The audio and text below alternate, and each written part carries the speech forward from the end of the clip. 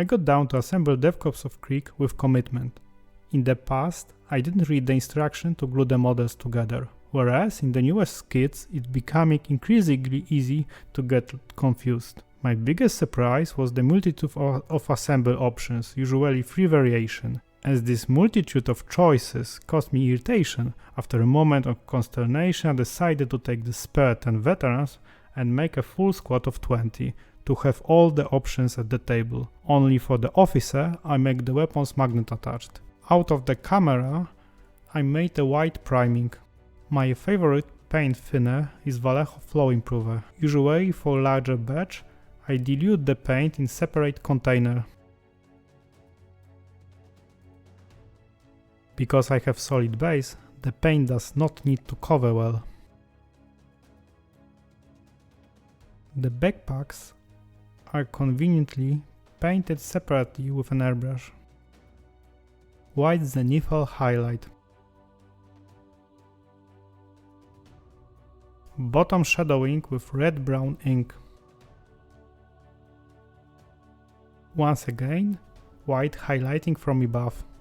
At first glance, this doesn't seem to make much sense, since we've done it before, but painting requires multiple coats. For an army painting standard, the following order seems optimal to me: primer, base coat, shadow, and light. I was unfortunate not to film the process of painting the base coat colors. Anyway, the only thing worth noting is painting in neat way. I have this reflection that I would use other colors the second time, especially when it comes to secondary colors like the gray and green. The black metallic is an interesting discovery. I made it using Green Stuff Word metal pigment. At first I was very confused because the paint does not look like metallic at first glance. My experience is that it is very interesting primer with nice light chrome or bright silver dry brush. It's very interesting effect. I am very happy with this experiment of mine. I will gladly do it once again. It's better to make more and store in cheap boxes. I bought a bargain few hundred and I find them very useful. I wonder what color would be suitable, and in the end I mix it in a ratio about 2:1. At this stage there are 2 approaches as to how to give the shadow. I have chosen an oil wash, diluted with mineral spirit. Any dark brown will do. Using the old technique gives a more dirty look, tending more toward realism and grimdark.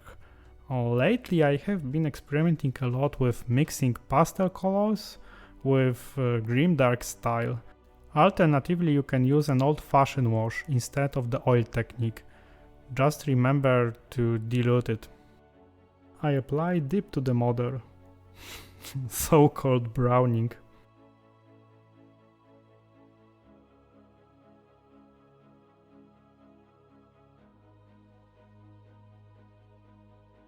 I wipe the brush. Set the models aside for an hour, then remove the excess paint with mineral spirit, using sticks and tissues or whatever fits.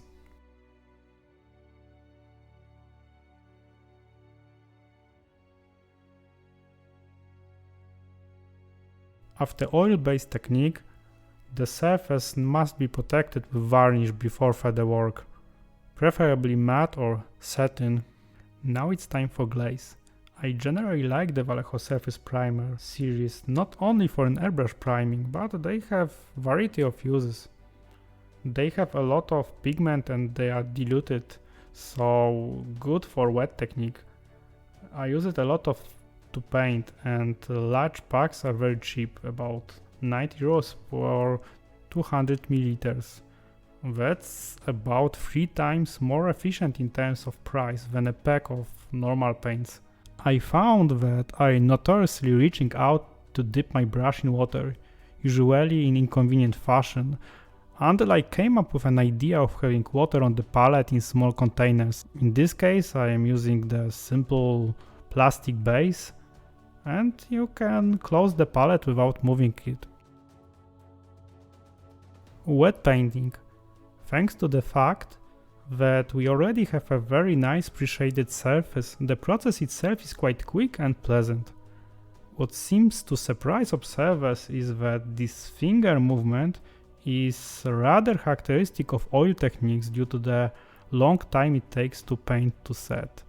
Here we have only 10 to 20 seconds with an acrylic, while removing the excess acrylic paint from the area we want to lighten makes the work much easier and we can make a better contrast faster.